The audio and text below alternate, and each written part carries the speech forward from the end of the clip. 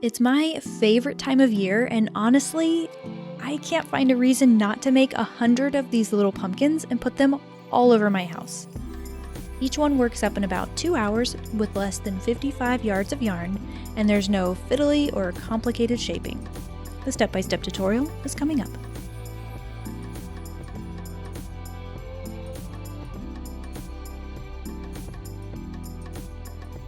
We use the long tail cast on to begin, so we need a nice long tail for that, but make sure to get a little extra so you have at least a 24-inch tail after you cast on 66 stitches.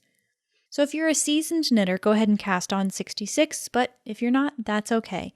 We'll break down the long tail cast on so you can pick it up. So to start the long tail cast on, place the yarn over your needle, gather the two ends and secure them in your fingers, and stick your index finger and thumb between the two ends. Steady the strand on the needle with your finger so you can swing the needle down and grab the loop on your thumb. Then swing the needle up and grab the loop on your finger. Then swing the needle back down again through the thumb loop so that you can release it over the needle. And repeat.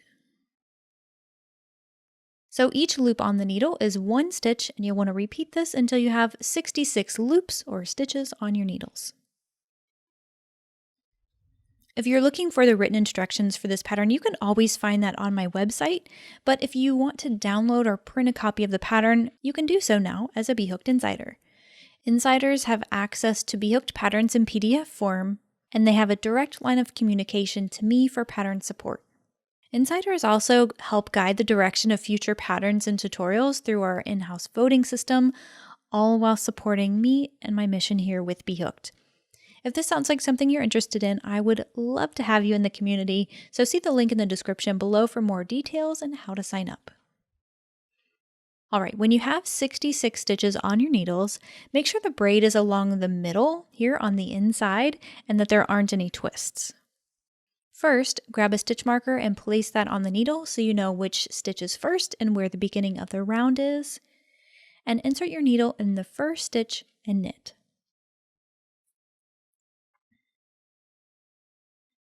Then continue by knitting the next 9 stitches so you have a total of 10 knits.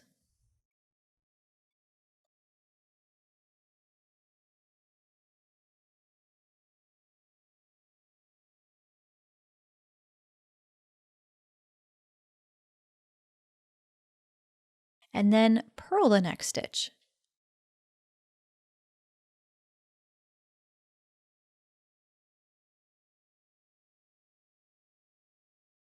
So that's the repeat. Knit 10, purl 1.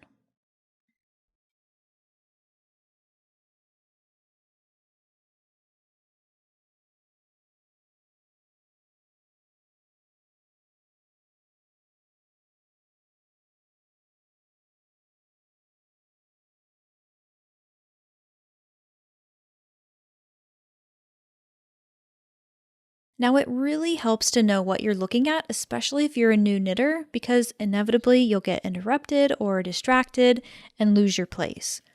When you see a stitch that looks like this, with a horizontal line just below the needle or the cord, that's a purl stitch. So you could just count back to it and pick up where you left off. You always want to have 10 knit stitches followed by 1 purl stitch for the repeat. So if you've done everything correctly, the last stitch should be a purl. Then pass your stitch marker over and we'll continue to round 2. The good thing is you already know the repeat for round 2 and throughout the rest of the pattern. Knit 10, purl 1.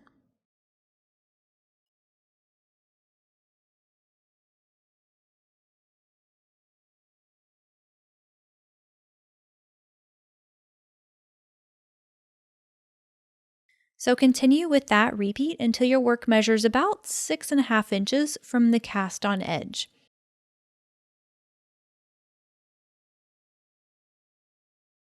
You'll lose a little bit of height with closing the ends, and the finished pumpkin will sit about 2.5 inches tall when you're done. But the pattern is pretty versatile, so if you want a taller pumpkin, just keep knitting until your work measures about 4 inches longer than you want the pumpkin to be tall. When you're ready, we'll work a simple bind off. Go ahead and remove the stitch marker, you don't really need that anymore. Then knit the first 2 stitches to start the bind off process.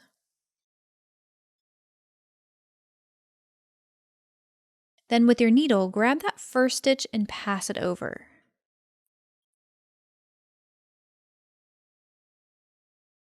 And that'll bind off 1 stitch. So knit the next stitch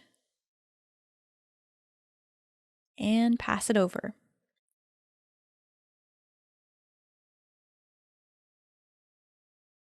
And repeat this for all of your knit stitches.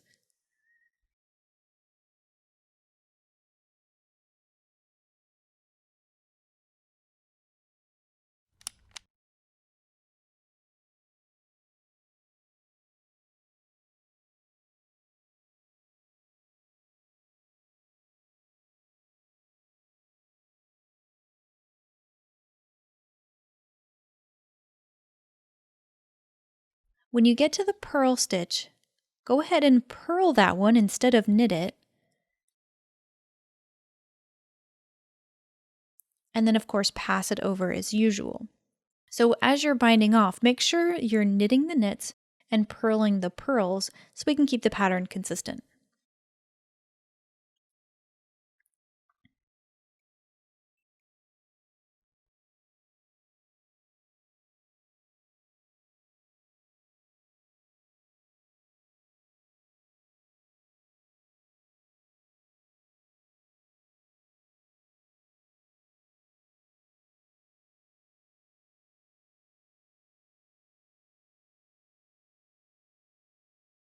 When you have only 1 loop remaining on your needle, just go ahead and pull up on that remaining loop and cut yourself a nice long tail. We'll use this for the shaping in just a little bit.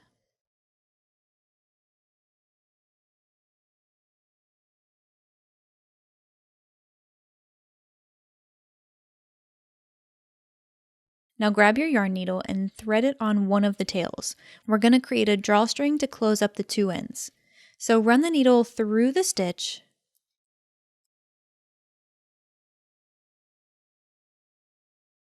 then skip a couple stitches and run it through in the opposite direction.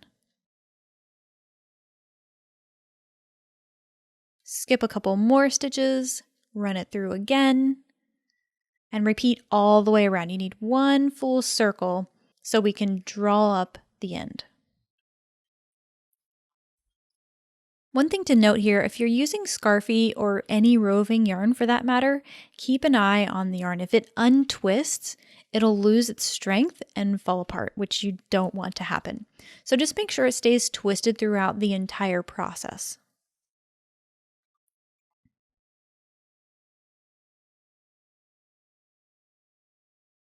Carefully pull on the tail to draw it up as much as you can. It's not going to fully close here. We'll fix that later.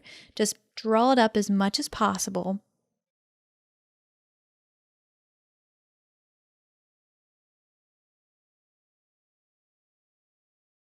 Then with the needle, you'll run that around the opening to close it up even more.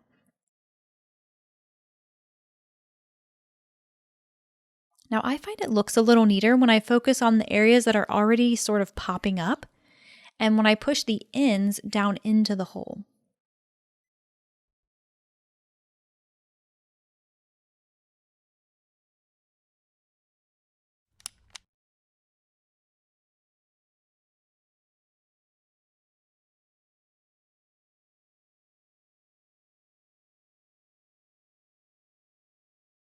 Run it through several times to make sure the opening is nice and secure.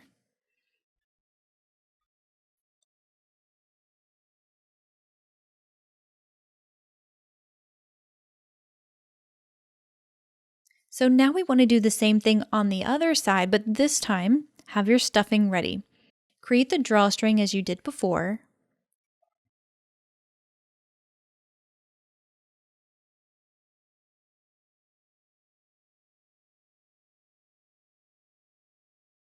But before you close it up, add the stuffing. Honestly, this part will make or break your pumpkin. If you don't stuff it enough, it won't have a great shape, so err on the side of slightly overstuffing and just make sure it's evenly distributed.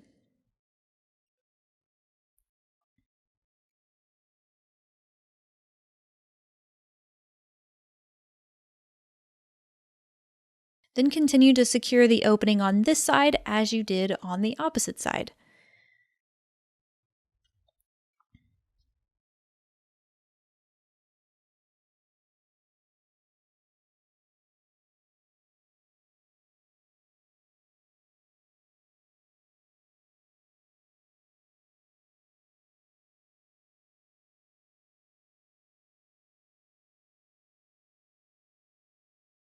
When you have the shape you want, poke the needle through the center and out the opposite side.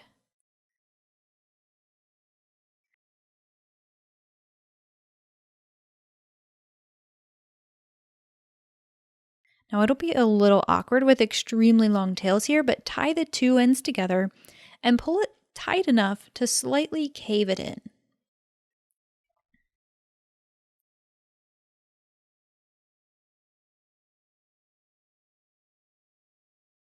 From here, you can use either of the two ends to complete the shaping. Most of this pumpkin is the solid yellowy mustard color, so I'm going to use that end so it'll blend a little bit better. To get started with the segmenting of the pumpkin, align the tail in one of the pearl grooves and loop it around to the opposite side and poke the needle through the center and out the other side.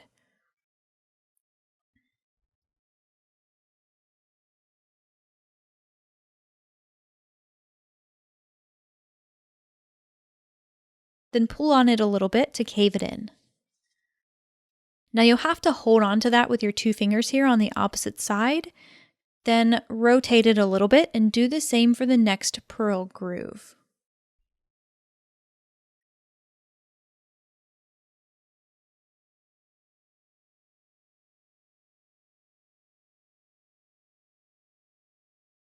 Make sure you're steadying that on the opposite side and repeat. You'll do this for all 6 pearl grooves to create 6 pumpkin segments.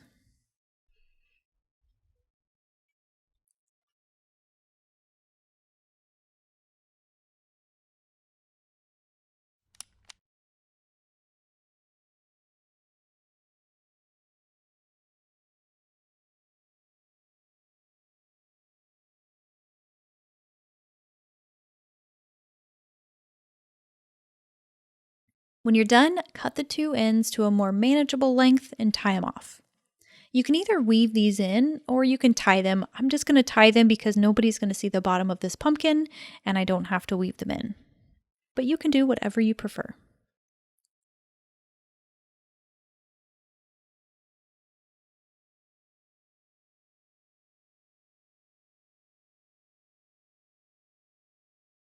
Now I'm using a cinnamon stick for the stem, which smells great and it looks pretty cool too.